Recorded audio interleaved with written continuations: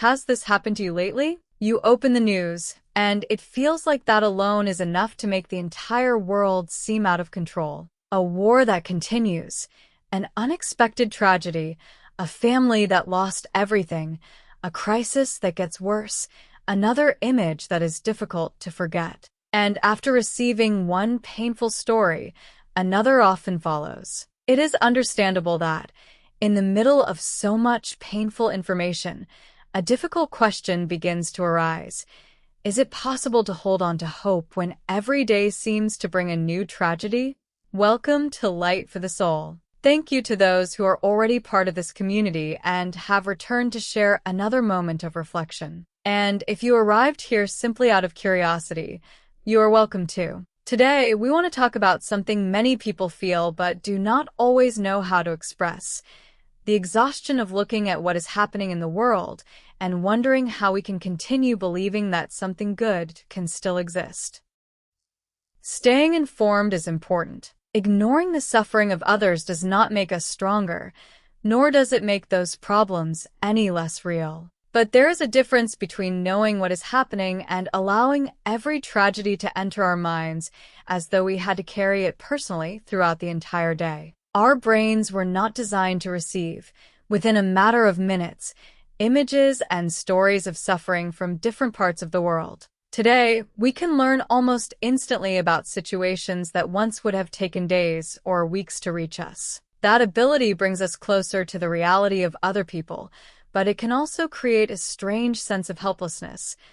We know so much about what is wrong, yet we do not always know what to do with everything we know. When this continues for a long time, something can begin to change within us. We may become afraid of things that have not happened, grow irritated more easily, or start believing that the world consists only of what appears in the headlines. We can even become so accustomed to bad news that it no longer surprises us. And perhaps that is one of the quietest losses of all, not only losing hope, but losing our ability to feel. Jesus himself wept in the face of suffering. That image matters because it reminds us that compassion is not a spiritual weakness. We can believe and still feel sadness about what we see. We can trust God without understanding every event. We can even admit that some situations are simply too much for us to carry. The problem begins when we start believing that because there is so much suffering, there is no longer any reason to look for what is good. Tragedies make headlines precisely because they break with what we expect to happen. Yet millions of acts of kindness take place every day without ever becoming news. People care for strangers. Doctors continue working under difficult circumstances. Neighbors help after disasters.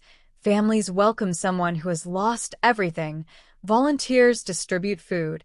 And ordinary people decide not to remain indifferent. None of this erases a tragedy, but it does prevent tragedy from having the final word on the way we see humanity. Hope does not mean convincing ourselves that everything will be fine tomorrow. Sometimes circumstances take a long time to change, and some losses cannot be undone. Hope can be something more humble and, at the same time, more resilient. Believing that kindness is still worth choosing even when cruelty exists, protecting peace even in the presence of conflict, and helping even when we cannot solve everything. We also need to accept our limits. We cannot remain emotionally available to every tragedy happening around the world. Choosing when to stay informed and when to step away from the news for a while does not mean we are indifferent. It can be a way of protecting our ability to remain compassionate without becoming consumed by things we cannot control. We can ask ourselves, is this information helping me better understand what is happening, or is it simply increasing my distress? Do I really need to keep seeing images of the same tragedy in order to stay informed? Is there something practical I can do from where I am? Sometimes there will be something we can do.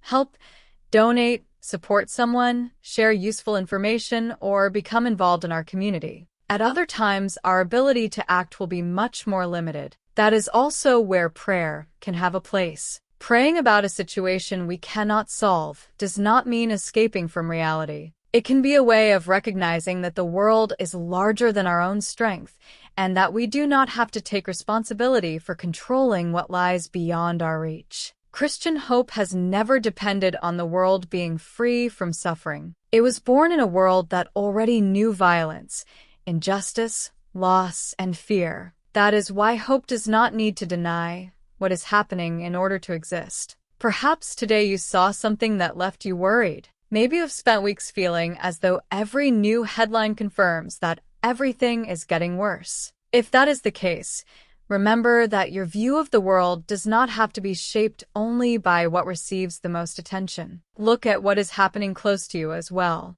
The person who helps without expecting recognition. The family that remains united after a difficult season. Someone who chose to forgive. A community that comes together to support someone in need. Those stories are also part of the world, even if they rarely make the front page. Thank you for joining us on Light for the Soul. If this reflection helped you, you are welcome to stay with us as we continue creating a space where we can look at life's challenges with faith, calm, and hope. We cannot prevent every tragedy or understand each one of them, but we can decide that the suffering we witness will not turn us into people who are no longer able to recognize what is good. And as long as there are still people willing to help, care, stand beside others, and love, there will still be reasons to hold on to hope.